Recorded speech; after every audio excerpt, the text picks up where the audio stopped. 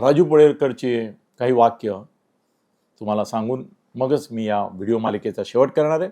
राजू लिहितो, 2014 साली भारतात फॅसिस्ट काळोखाची छाया पसरू लागली.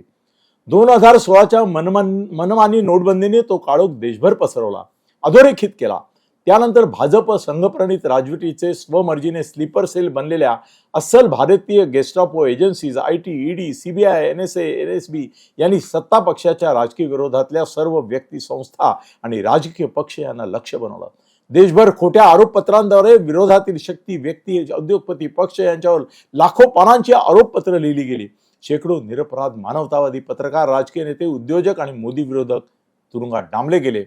आजही जात आहे. पण या सगळ्यातला एक सर्वात डोळस पत्रकार आणि खासदार म्हणजे संजय राऊत. अनेक आमिष, धमक्याला आणि मोहांना टाळून त्यानं उडी घेतली. निरपराध असताना तुरुंगाचा हा काळोख स्वीकारला.